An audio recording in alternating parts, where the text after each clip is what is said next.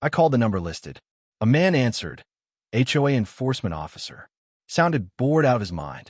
Sir, the board requires approval for any exterior modification. I fixed a window. That qualifies. I hung up. I didn't know it yet, but that was the start of a war. At night, I'd sit on the back porch and watch the lake. Still water, the kind of quiet that makes you forget about the world. I'd picture it finished, fresh paint, new dock, maybe host local veterans on weekends. I started keeping a journal, sketches of how I'd restore every room. It wasn't just a project. It was healing. But every day brought something new. Letters taped to my gate, threats of fines, anonymous complaints about noise, trash, even the color of my truck. The HOA had eyes everywhere. And Darlene? She'd drive by slow, pretending to check mailboxes, staring like she was counting the nails I used. Month 3. I finally got my permits from the county. Legit. Signed, stamped, filed. The morning I started roofing work, a white SUV rolled up, county logo on the side. A man stepped out, holding a red paper. Stop work order. Violation of Municipal Code 16B. I read it twice. The section didn't even exist. Who reported this? He looked uneasy. Anonymous tip. From the Lakeview HOA. I called the county office myself. They had no record. Fraudulent paperwork. That night, I found out Darlene's brother-in-law worked in the planning commission. Weeks turned into months. My savings drained into fines and appeal fees. They even placed a lien on the property, completely fake, but it scared the bank enough to pause my renovation loan. I started sleeping in my truck, guarding the site. Someone kept leaving trash bags on my porch filled with construction debris. Once, I found asbestos warnings printed on them, like they were trying to frame me. I knew what this was. It wasn't about rules. It was about control.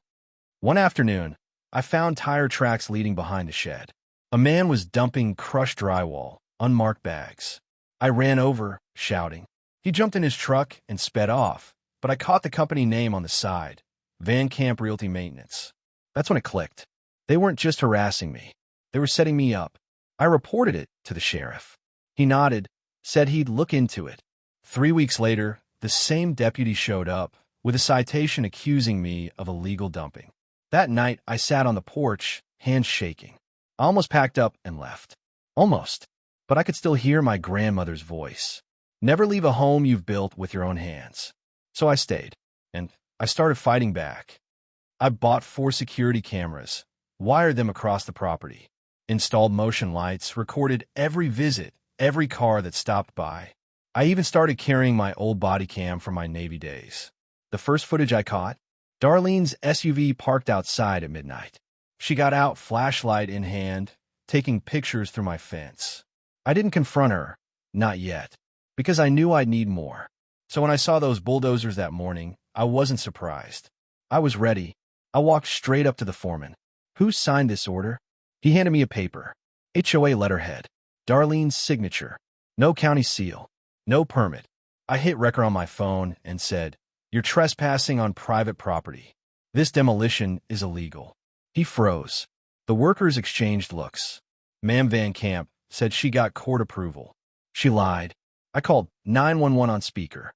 By the time the deputy arrived, half the porch was gone, but I had the proof. That night, I sat in the truck with my dog, watching the house crumble in the headlights. I wasn't angry anymore. I was focused. I had the videos, the papers, and a list of every single thing Darlene had done. This wasn't just about a house anymore. It was about every homeowner she'd bullied, every veteran she'd called a charity case, every single lie she'd written on official letterhead. And I was going to make her answer. They thought they could break me, but I've built things in war zones. You don't scare a man who's already buried his ghosts. They say justice is blind. But in this town, it wore perfume and pearls, and its name was Darlene Van Camp. After the demolition, I filed every report I could.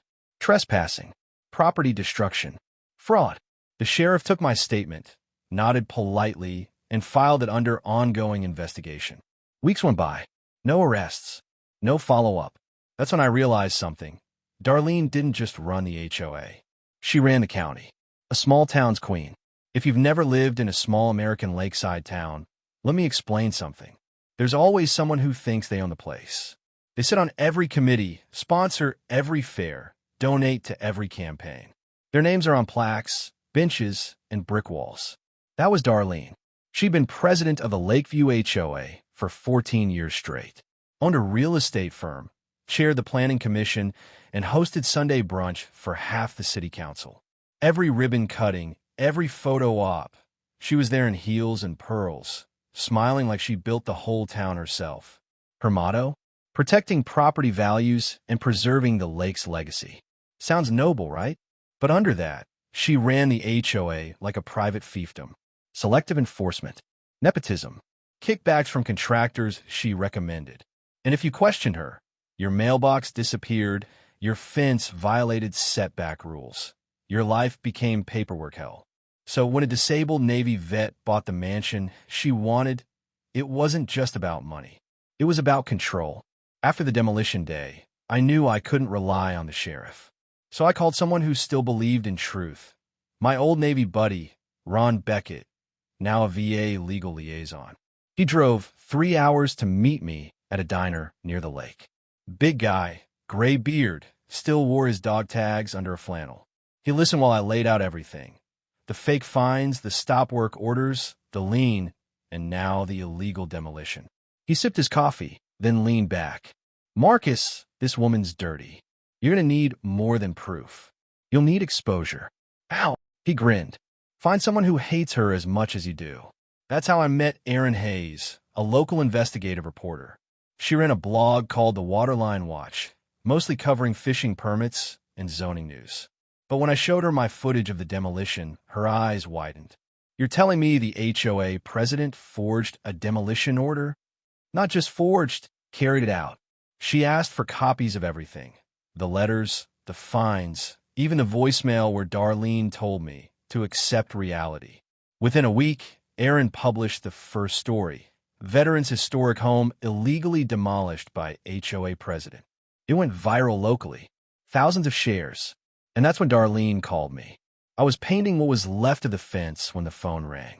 Her voice was calm, almost motherly. Marcus, dear, I wish you hadn't gone to the press. These things are misunderstandings. Misunderstanding, I said. You demolished my house. It was condemned. By who? She paused. By me. Acting in the community's best interest. That's when she dropped the threat, sugar-coated like honey. If you withdraw your complaint and stop spreading misinformation, I can help you. The board might even approve your new renovation plans. Otherwise, the fines will continue, and trust me, they add up fast. I hung up. That was her mistake. She thought I was afraid of losing money. But what she didn't know, I'd already lost a lot more in my life. Erin's article opened floodgates. Emails poured in from homeowners all over Lakeview estates. Stories of harassment, fines, anonymous reports that ruined people's credit. One woman, Carol Price, told me Darlene forced her to replace her porch railing 4 times in 2 years because it didn't match community tone. A retired couple said she'd threatened to condemn their shed for unapproved paint color. Everyone had the same line in their letters. She thinks she owns the lake. The next week, I noticed tire marks on my driveway again. My mailbox was smashed. My tires slashed. Sheriff's office said could have been kids. Sure, kids who also printed fake HOA letters warning my veteran status does not exempt compliance. Then came the real hit, the utility shutoff. One morning, I turned on the tap. Nothing. Power? Gone. County Utilities told me they received official notice of property vacancy from Lakeview HOA. I sent them Erin's article and my ownership deed. They reinstated service that afternoon. But the message was clear. Darlene wanted me gone. 2 weeks later, I got an email from Darlene herself. Mr. Jennings, the board invites you to a special hearing regarding your property status. I knew it was a setup, but I went. The Lake Housen's meeting room was full. 20 homeowners, board members, and at the front, Darlene in a lavender blazer. Her smile was the same, polite, poisonous. Mr. Jennings, she began, you've caused quite a stir. Negative press damages our reputation. Let's settle this quietly. She slid a folder across the table. Inside, a buyout offer, $160,000, barely above what I'd paid. I looked her dead in the eye. You want to buy back what you destroyed? Her tone sharpened. Take the offer, or I'll make sure your property remains uninhabitable. The room went silent. I turned on my body cam, resting my hand on the table. Could you repeat that, for the record? Her eyes flickered. Then she laughed, that fake, high-pitched laugh people use when they just realize they slipped. She leaned close and whispered, "You don't belong here, Marcus. People like you never last long by the lake." That night, I sat in the truck replaying the audio. Her voice, her threat, proof. I sent it to Erin. Within hours, she wrote a follow-up piece. HOA president threatens disabled veteran in recorded meeting. This time, it wasn't just local news. It got picked up by regional outlets, then a national veterans network. And that's when the real cracks started showing. HOA board members began resigning, quietly, one by one. Some sent me anonymous tips, emails, memos, copies of Darlene's personal real estate deals tied to renovation approvals. She'd been using HOA funds to pay contractors who funneled kickbacks through her company. One of the names on the invoices? Her brother-in-law, the same guy at the planning office. Erin and Ron helped me compile everything.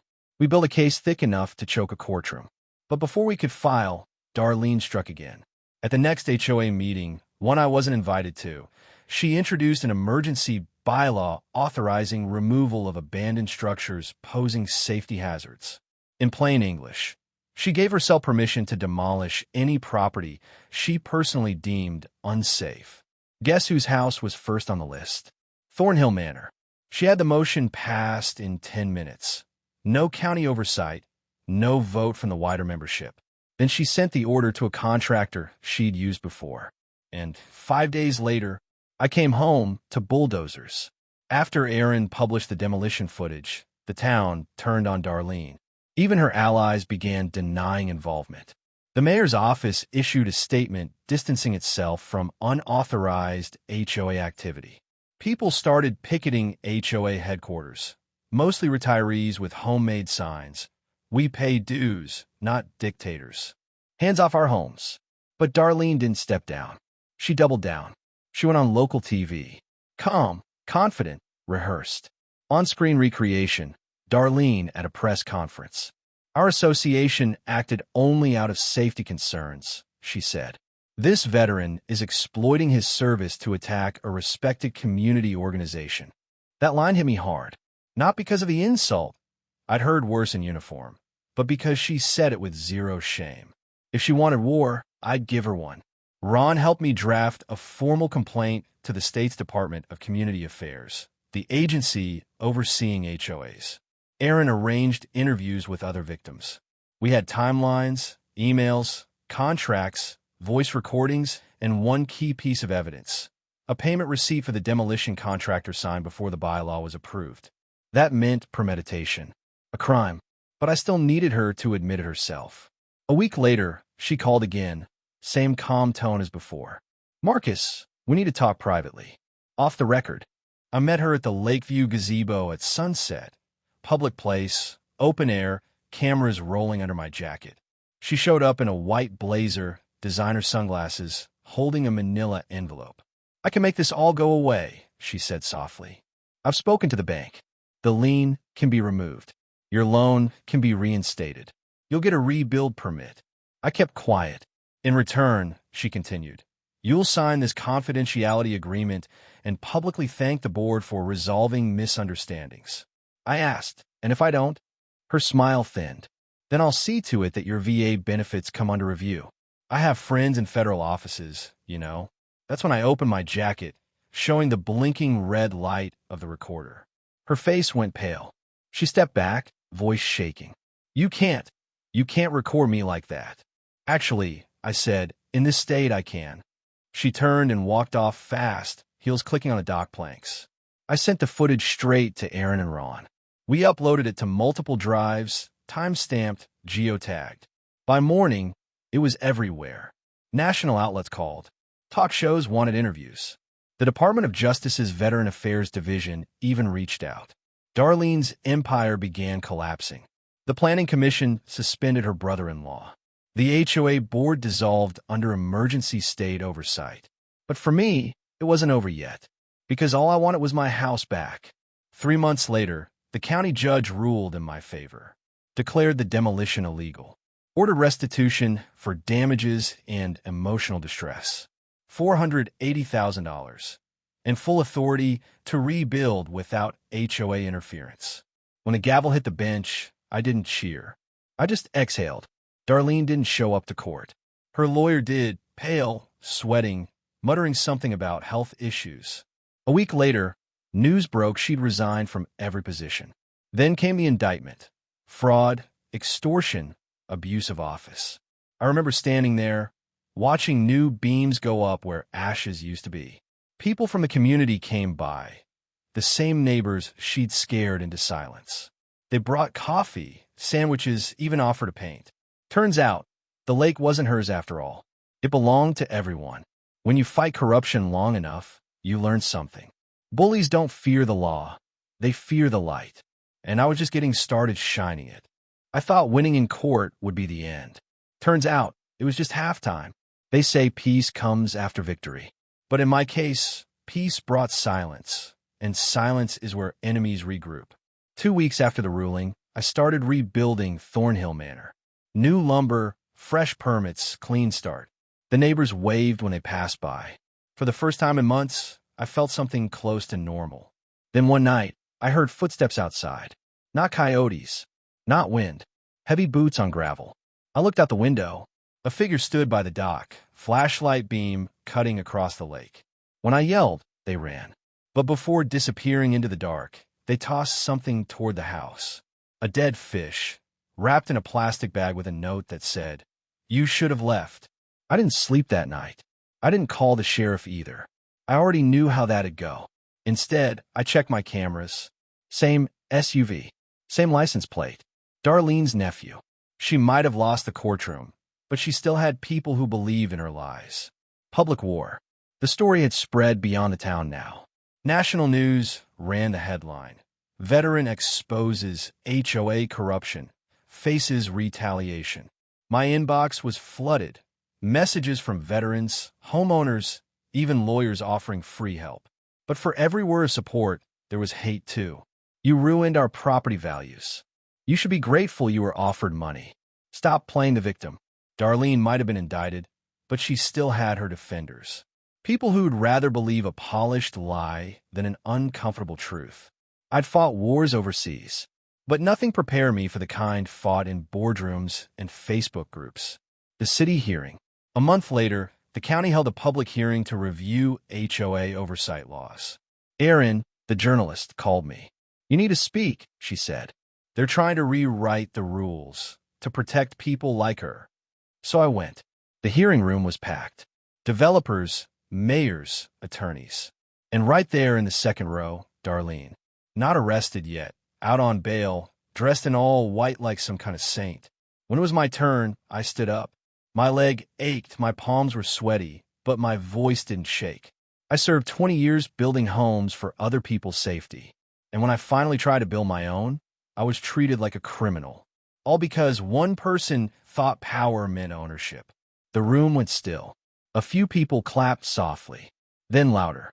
By the end, the whole place stood. I glanced at Darlene. She didn't clap. She didn't move. But I saw something in her eyes I hadn't seen before. Fear. The backlash. 2 nights later, my tires were slashed again. Same SUV spotted fleeing the scene. Then a fire. Someone torched a pile of scrap lumber by my fence line. If my dog hadn't barked, it could have spread to the house. The sheriff's deputy sighed, clipboard in hand. Could be a random vandal, Mr. Jennings. Random vandals don't drive HOA board members' trucks, I said. He didn't reply. I realized then, some people wear uniforms not to serve, but to protect the powerful. Breaking point. Weeks went by. I kept rebuilding, but the stress was eating at me. The VA counselor said I looked exhausted. I laughed. You should see my property. But inside, I was breaking. I'd fought so long to keep my grandmother's dream alive, and all it brought me was war. Then one night, I found myself sitting on the dock with a bottle I shouldn't have opened. Moonlight on the water, everything quiet. For the first time, I wondered if it was worth it. Then my phone buzzed. A text from Erin. Turn on channel 8. I did, and there she was. Darlene's interview. Local news. Darlene sitting comfortably in a studio chair, smiling at the camera. I've always acted in the best interest of this community, she said. That man has defamed me. I received death threats. My family lives in fear. I laughed bitterly. The same woman who tried to ruin my life was now the victim. And people were eating it up in the comments. Then she said something that changed everything. I never forged any documents. In fact, the demolition order came directly from the planning office. That was new. Aaron called right away. Marcus, if she's shifting blame to the county, that means she's hiding something. Let's dig. And dig we did. Ron used his VA contacts to get access to county archives. Buried deep in a digital folder labeled Community Development was a PDF, a scanned letter approving the demolition. Signature, Thomas K. Van Camp. Her brother-in-law. Stamp date, 1 week before the emergency bylaw even existed. Forgery, fraud, abuse of process, all rolled into one. But it wasn't just about my house. We found 5 other demolitions authorized the same way. Every one of those properties bought by Darlene's real estate company within 90 days of demolition. She'd been running a full-blown land grab scheme. We didn't go to the cops this time. We went to the people. Aaron organized a press conference at the courthouse steps. Microphones everywhere. Local, regional, even national stations. I stood beside her, folder in hand. When she finished her statement, she looked at me and nodded. I stepped up to the mic. I fought for this country to protect our homes and our rights, not so that someone in pearls could steal them with a pen. I held up the printed emails, the forged orders, the proof. The crowd gasped, flashes fired, and by sunset, the story hit national headlines. That night, federal investigators moved in. It was raining when they came for her. I stood across the street from her mansion, neat lawn, flag waving in the drizzle. 2 unmarked cars pulled up. Agents walked to the door, calm and professional. She stepped out in a gray coat, still holding her head high.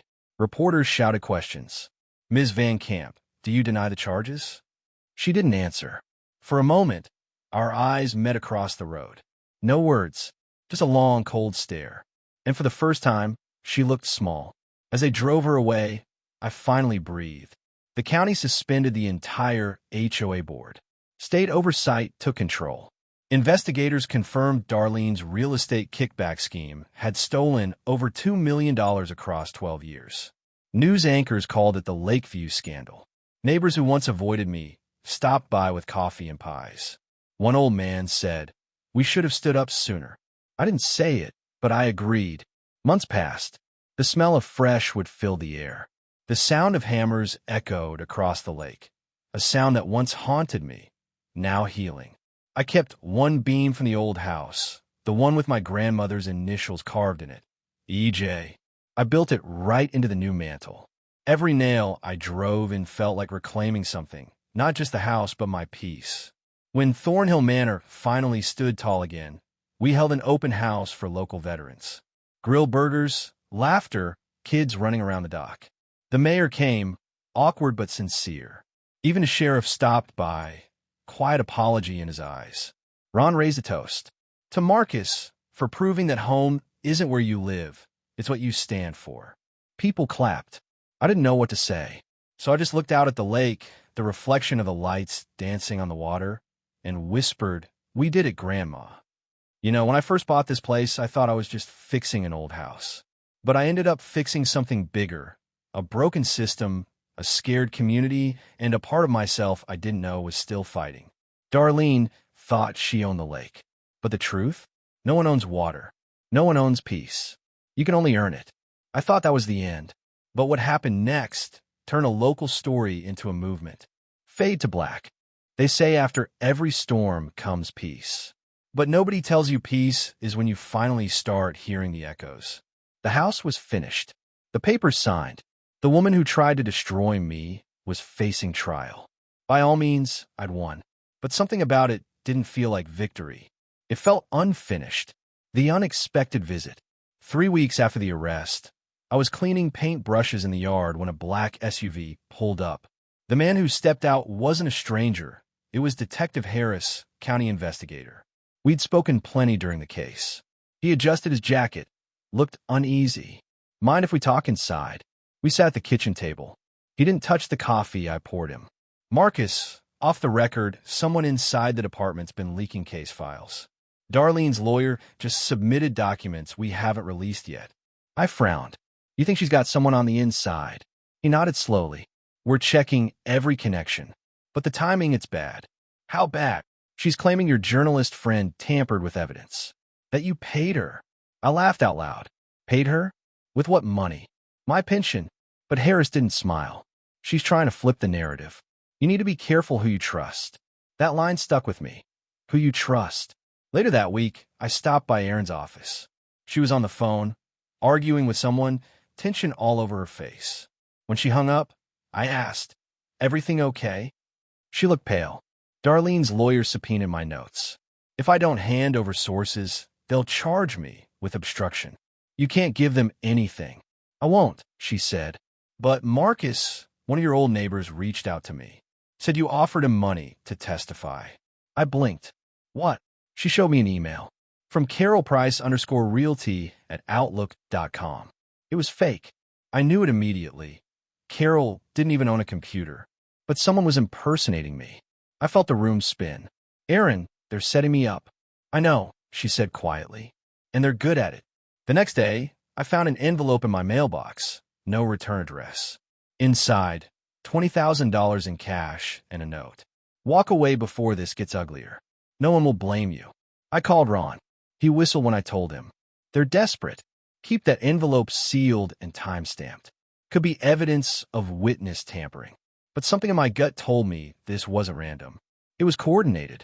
That night, I was on my porch when headlights rolled down the driveway. Another SUV. For a moment, I thought it was the cops again. Then she stepped out. Darlene.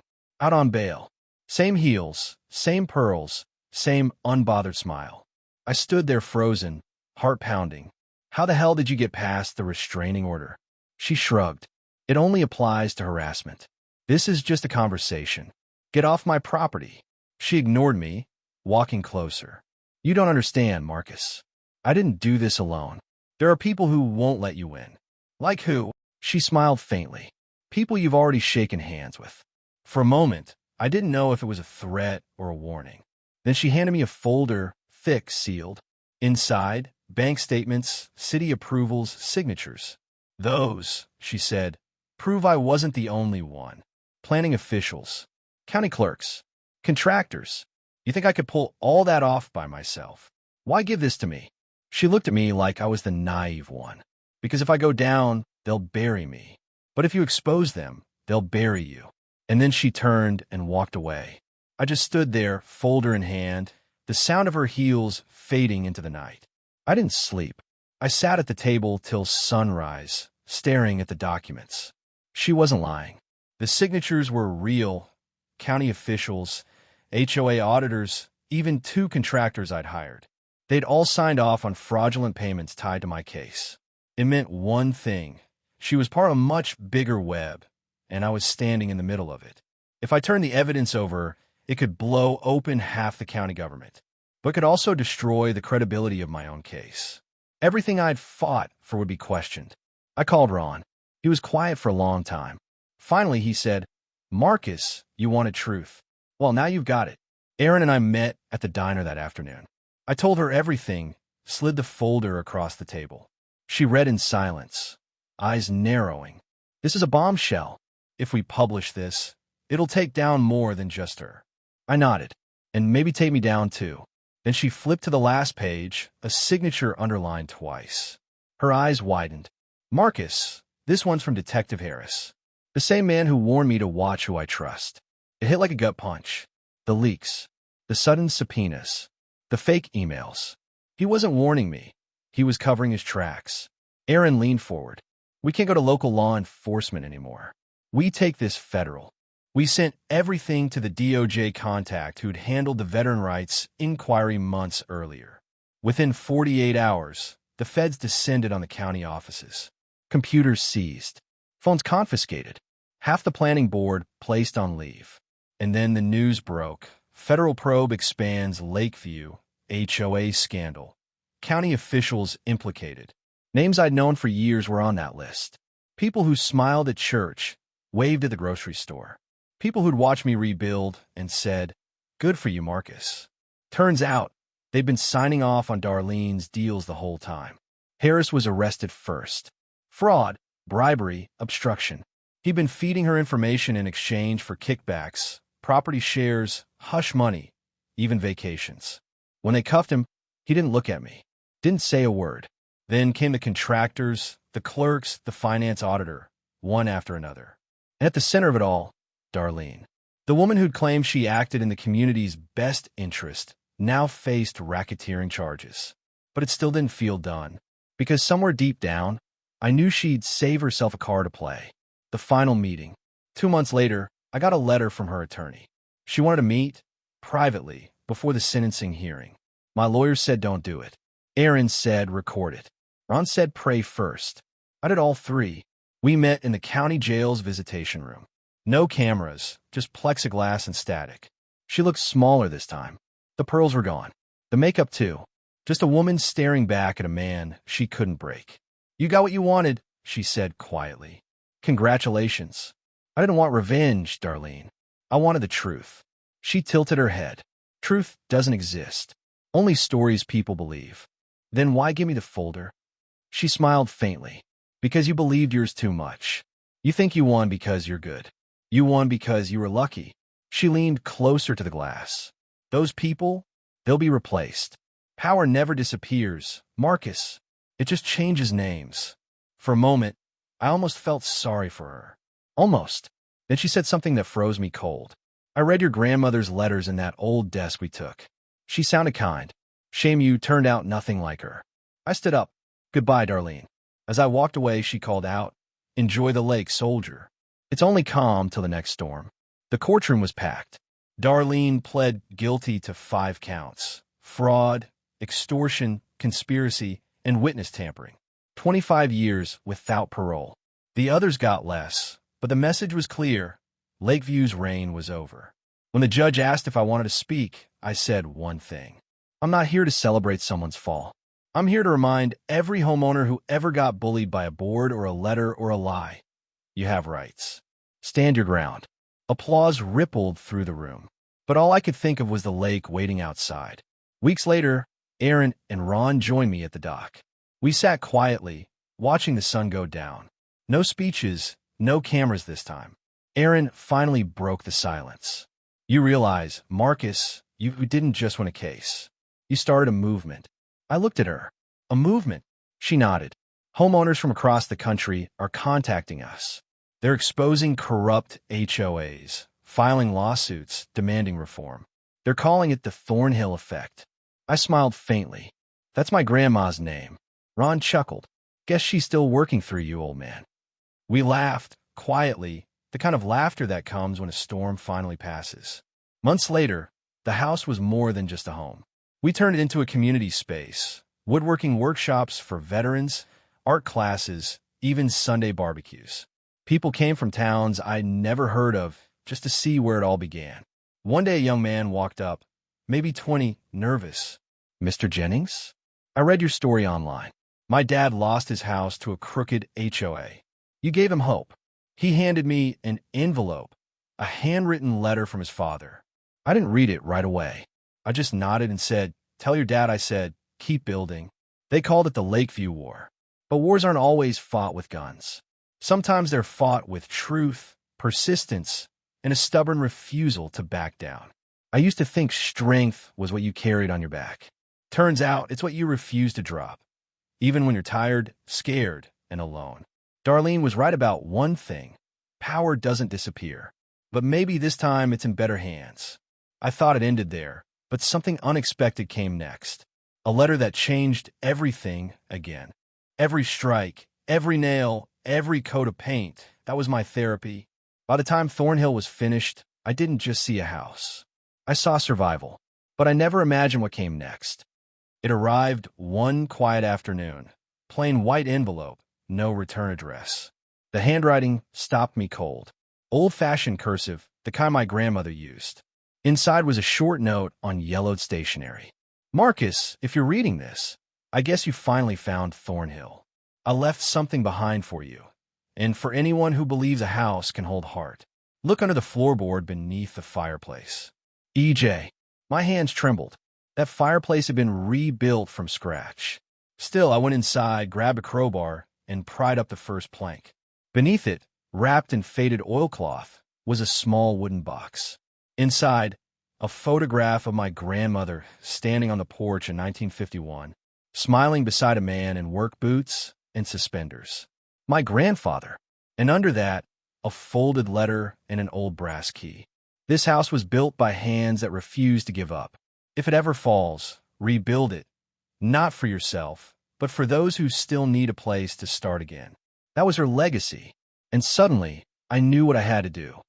That night, I sat with Ron and Aaron at the kitchen table, the same spot where I'd once planned my defense. Now it was covered in notes, coffee cups, and one big idea. We used the restitution money, I said. All of it. Create a fund for local students, kids who want to learn trades. Carpenters, electricians, welders. Ron smiled. Call it the Thornhill Foundation. I shook my head. No, the Estelle Jennings Memorial Scholarship. Grandma's name belongs on this, not mine. Aaron leaned back, smiling. From war vet to whistleblower to philanthropist. You sure like plot twists. I laughed softly. Nah, just finally building something that lasts. 3 months later, we held the first community ceremony on the lawn. Local press showed up, cameras rolling. Dozens of families came, some still wearing work uniforms, others in Sunday clothes. Kids played by the dock while veterans manned the grill. I stepped up to the microphone. 5 years ago, I bought a house that everyone said was cursed. Turns out, it wasn't cursed. It was waiting for someone stubborn enough to care. I looked around at the crowd. Neighbors, friends, people who once called me the troublemaker. This scholarship isn't about me. It's about second chances. Because no one should lose their home or their hope to corruption or fear. Applause rolled across the yard like thunder. For once, it wasn't about anger. It was about rebuilding. That fall, 5 students received full trade school scholarships. One was a quiet kid named Luis. His father had worked construction on Thornhill after the demolition. He shook my hand and said, "My dad said this house made him believe good people still win." I swallowed hard. That was worth more than any settlement check. Aaron's story. Aaron's reporting earned state awards. She used the recognition to start an investigative journalism nonprofit, the Waterline Project. It trained young reporters to hold local power accountable. One day, she told me, "You changed how people see small-town stories." Turns out, corruption doesn't hide in skyscrapers. It hides in cul-de-sacs. I laughed. Guess you found your next headline. Ron eventually moved back to Maine, bought a cabin near the coast. Before he left, he stopped by Thornhill one last time. He looked around the finished living room, the sunlight through the tall windows, the mantel with Grandma's initials. "You did it, brother," he said. "You built something real." He handed me his old dog tags. For the wall. Not for memory, for reminder. I hugged him. "Stay out of trouble." He grinned. "Trouble's your department now." Months later, I got a letter from the state prison. I didn't open it right away. Took me 2 days. Inside was a single line, typed neatly. "You were right. The lake was never mine. D. No apology. No justification. Just acknowledgement." And that was enough. I burned the letter that night. Watched the ashes drift over the water. For the first time, I felt peace. By the following spring, the new mayor came to tour the property. Younger guy, sleeves rolled up, earnest. "We're drafting new HOA accountability laws," he said. "Your case set the precedent." He paused, looking at the rebuilt house. "I never thought one veteran could change county policy." I smiled. "That's where you're wrong. One person can't change everything, but they can make it impossible to ignore." Aaron convinced me to record a documentary, Thornhill, the house that fought back. I didn't like cameras, but she said it wasn't about me. It was about the story. The day it premiered online, I sat in the same chair where Grandma used to hum. The opening line was mine. "You can tear down walls, but you can't bulldoze truth." Within weeks, the film hit millions of views. Emails poured in from every state: veterans, single parents, retirees, people who'd been bullied by their own HOAs. They sent photos of their homes, their protests, their victories. It hit me then. Thornhill wasn't just a house. It had become a symbol. Every year now, on the anniversary of the rebuild, the community gathers at the lake. We call it homecoming. No speeches, no cameras, just people grilling, laughing, sharing stories. This year, an old woman came up to me. "You don't know me," she said, "but my husband served with you overseas. He passed last year. Your story kept him going during chemo." I didn't know what to say. She handed me a folded flag, one she said he'd wanted displayed here. Now it hangs in the foyer, right beside Grandma's photograph. I used to think I bought Thornhill to fix something broken in the world. Truth is, I was the one who needed fixing. The house taught me patience. The fight taught me courage. And the people, they reminded me why we rebuild it all. Sometimes justice doesn't come from courtrooms or cameras. It comes from standing up quietly when you've got every reason to sit down. If you ever find yourself staring at ruins, literal or otherwise, don't walk away. Pick up a hammer, lay one board, then another, and keep going until it feels like home again. Because no HOA, no bully, no storm can stop a builder's heart. In memory of Estelle Jennings, 1925 to 2003. The Thornhill Foundation continues to fund trade scholarships across 5 counties. Over 300 homes have been restored nationwide through community initiatives inspired by this story. You ever come home to find your dream being torn apart? Literally? That was me, the morning I came back to Thornhill Manor. The sky was gray, cold wind off the lake. I remember stepping out of my truck, boots crunching over gravel. And there was my house, half gone. A yellow bulldozer idle by the porch. 2 men in reflective vests stood near the rubble, one sipping coffee like it was just another Tuesday. My stomach dropped. I yelled, "Hey, what the hell are you doing?" They didn't answer, just looked at me like I was some stranger trespassing on my own land. I took a few steps closer, my legs stiff from the Old Navy injury.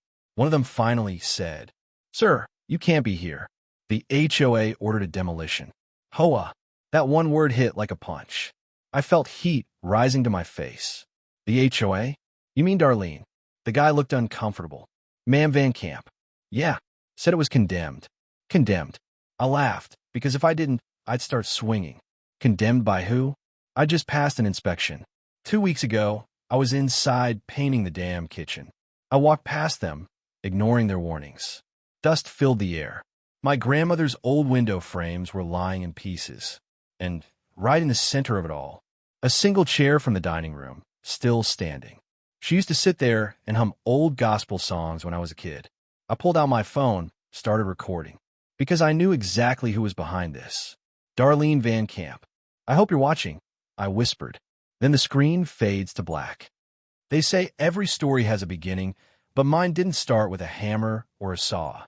It started with silence, the kind that echoes in old houses. When I bought Thornhill Manor, the lake house had been empty for almost 30 years. Most people called it cursed. I called it home. I'd spent 20 years in the Navy Seabees, building bases in the middle of nowhere. When I got out, hip injury, pension, and more nightmares than sleep, I wanted peace. Something real to fix. Something solid.